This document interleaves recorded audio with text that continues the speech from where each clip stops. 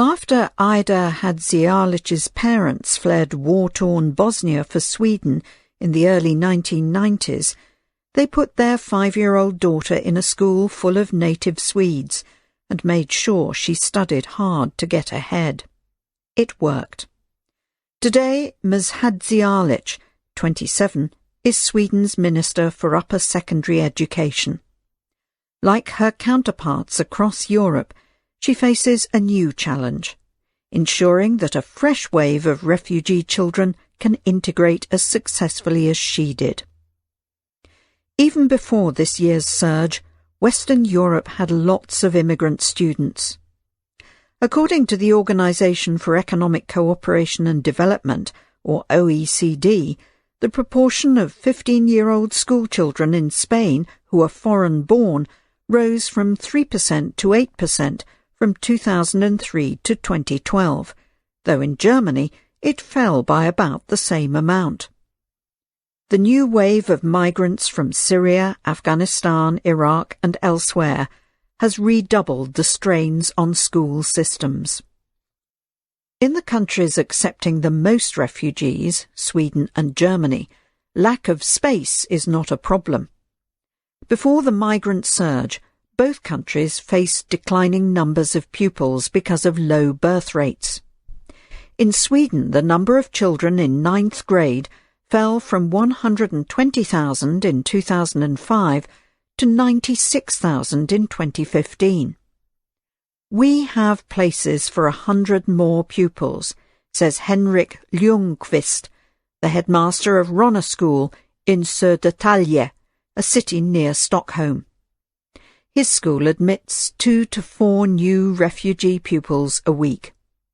In Germany, without the new migrants, the number of students was projected to decline by 10% over the next decade, says Ludger Wessmann of the University of Munich. The biggest problem for education systems is that refugee children tend to be concentrated together. Many attend schools near refugee centres or in immigrant neighbourhoods. In Norway, Denmark and Sweden, about 70% go to schools where at least half of the pupils are immigrants. This means they are partially segregated and less likely to learn the local language. Moreover, immigrants tend to find housing in poor areas with lower education standards. Schools where more than a quarter of students are immigrants usually perform worse than those with no immigrants, although the gap shrinks when economic status is accounted for. At Mr. Ljungqvist's school, where about 350 of the 750 students were born abroad, many of the brightest pupils have left. Swedish schools faced problems well before the latest migrants began arriving. From 2002 to 2012, Sweden's rank in the OECD's Programme for International Student Assessment, or PISA, fell more than any other countries, to 28th out of 34 countries in mathematics and 27th in reading and science. Pupils in Sweden are more likely to arrive late to school than in any other rich world country. The government has responded to declining scores by increasing teachers' pay, but it still does little or no inspecting of schools. The OECD's Andreas Schleicher says the system lacks a culture of accountability. Germany's PISA rankings remain high, but its school system is almost the worst you could pick for migrants, says Maurice Krul, an expert on immigrant youth at Erasmus University in Rotterdam. Unlike France or Sweden, where most children start preschool before age 3, German children tend to start school at 4 or 5. Many schools have only half-day classes. Moreover, the German system streams pupils at 10 into either vocational or academic systems, and immigrant children are 44 percentage points more likely than natives to be sent to vocational courses. Unlike other vocational systems, such as that in the Netherlands, Germany's makes it hard to move from a vocational track to an academic one. Lack of native language skills can steer bright immigrant children away from a university education. The system's inflexibility also makes it harder to integrate older immigrant children. Germany has one of the world's biggest gaps in reading proficiency between those who arrive aged between 6 and 11 and those who arrive aged 12 or over. The German system has its strengths.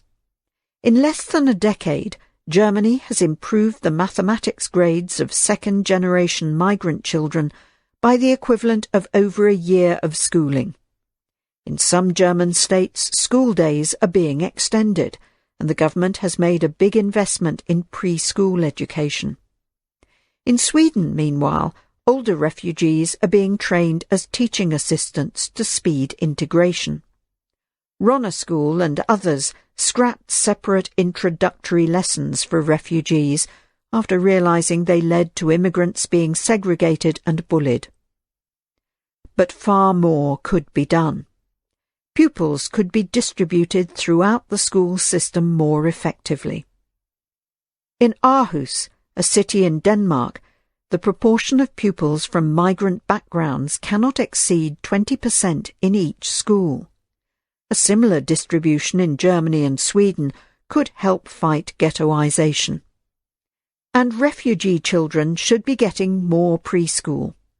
According to the OECD, 15-year-old immigrant children are 20% less likely to have attended pre-primary education than the native-born, but those who have score 49 points higher in reading than those who have not.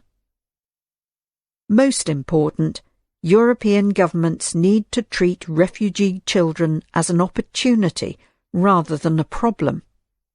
Driven by a desperate desire for a better life, they and their parents tend to be hard-working and ambitious.